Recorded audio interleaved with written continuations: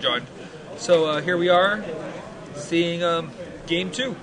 Brian on the play with a typical Savage Land start, then goes turn 2 Putrid Leech. Eric just goes Swamp. Yeah, the not so typical turn 2 Putrid Leech. You have to get pretty lucky with your land. Yeah. I know some of these Jund players I think are masters. Well, I never could play turn 2 Putrid Leech without not having the turn 3 play. But Eric follows up the Putrid Leech with his Vampire X-Mage, which has been pretty valuable in game 1. It actually got rid of Chandra with quite a few counters on it. And Putrid Leech gonna go rumbling in there. Did we get a pump? Looks like I think it was a pump right there. Pretty sure there has to be a pump. Yeah. Let's give us a second. Get confirmation before we go ahead and switch that life total. Yep. So it's 16 to 18 should be. 17 thanks to the fetch land.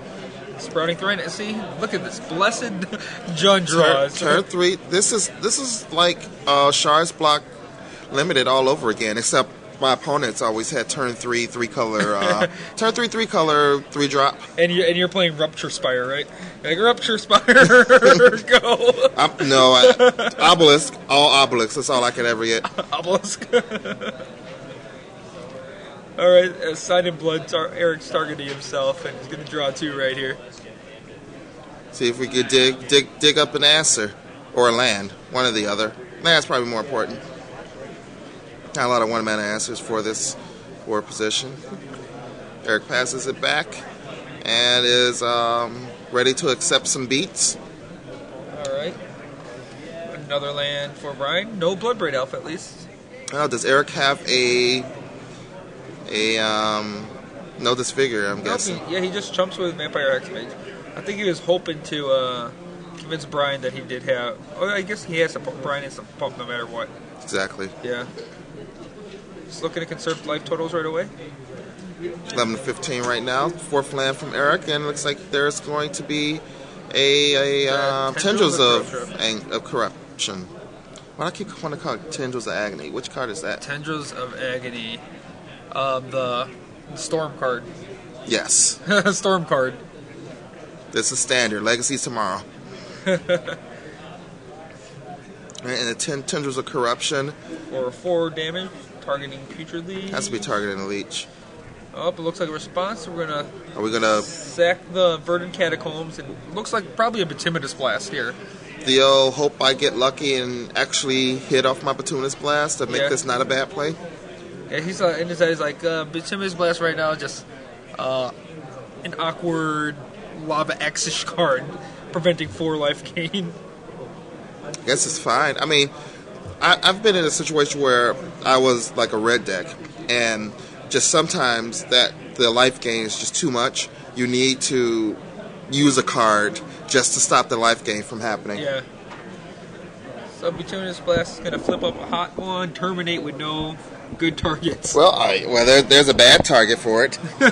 And that's what happens. Sometimes you just look bad when you try to Bituminous Blast your own creature. Alright, and Sprouting Thrynax is still going to bring Eric down to 8. 3 damage right there. Alright, so Eric, what is he planning to do here? He does have a Mind Sludge. He can just sludge for the hand and then go down to 5 next turn. Seems fine. Yeah. 5 is pretty safe. 3's that number you don't want to be at. Brian discards double Lightning Bolt and another card I could not tell. So Eric falls to 5. Brian's going to slam down this Putrid Leech. Right, so Grim Discovery in Eric's hand. Don't know if we have time for, I don't know. Actually, there aren't the best Grim Discovery targets in the graveyard. Plus, we already have a land in hand. Eric does. So we play a land. It's kind of flicking the cards in his hand pretty quickly. Can't tell what do we have here. Marsh Flats.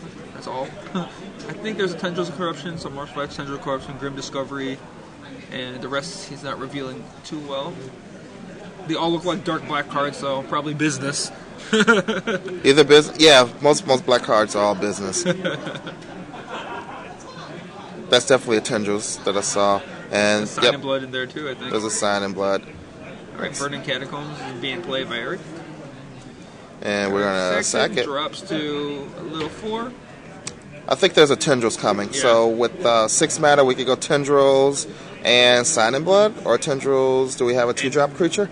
We have a Vampire Hexmage in the yard. If you wanted to get it back with his Grim Discovery.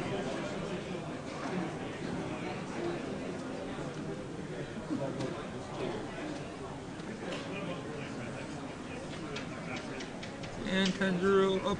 We're going to start off with Grim Discovery for Verdant Catacombs. And a Hexmage. Hexmage. This has got to be a Tendrils of Corruption on the Putrid Leech. Probably doing combat to see if it gets pumped to go for the win. Oh, this has to go for the win. It's 5 damage no matter what. Yeah, so actually second at Sackland was a mistake because you could have gotten a free pump out of the deal. Yep, there's a Tendrils of Corruption. Targeting Putrid Leech and a gain of 6. So up to 11, then -3. We're at 8. I think we missed something. We got him at 7. Oh, probably missed something there. Yeah, I think we missed the original fetch. Yeah.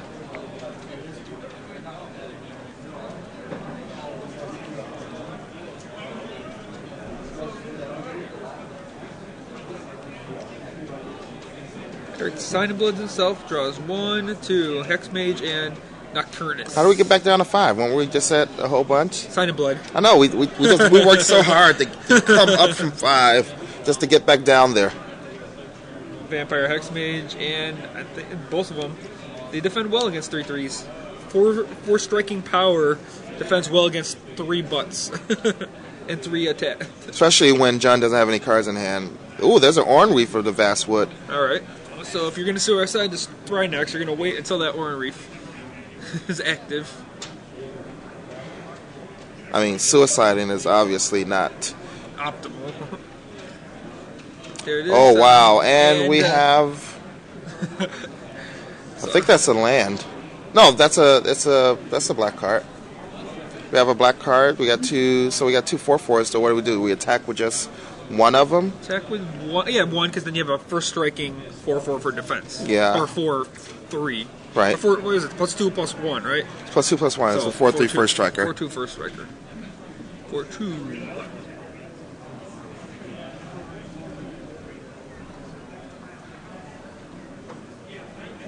Alright, so we untap the Orn Reef of the Vast Wood. So do we just swing our guy into the first striker, or do you save it back for defense, hoping that the next card isn't a black card? With two shuffle effects, mind that. Although Brian only knows about 1, but there's also a Marsh Flats in Eric's hand, so he would have 2 chances to shuffle his deck to look for a black card to put on top. Mike Collins to the main event stage, please. Hexmage will to the main event stage. We have something you may want. First strike will go off, and there's a couple Ray tokens. Yep. And they're all 2/2s. You're all 2/2s. How's it feel? It's pretty good. I mean, I've been a dragon earlier, so I like being a dragon. No.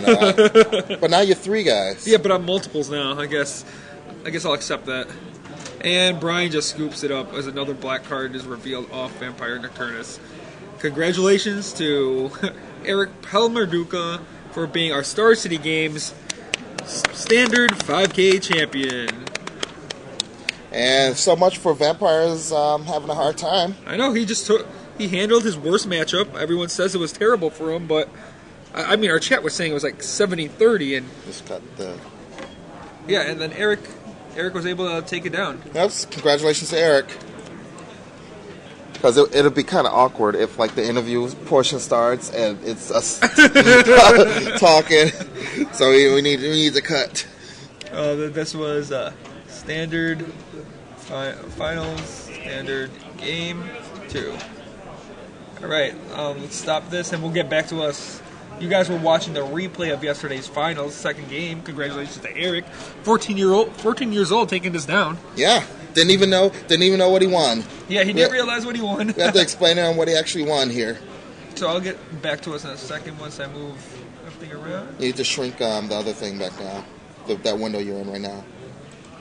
Okay, there you go. Now it looks familiar. Close that other. Well, minimize that video thing at the bottom. All the way at that one. Minimize that. There you go. Yeah. Thing.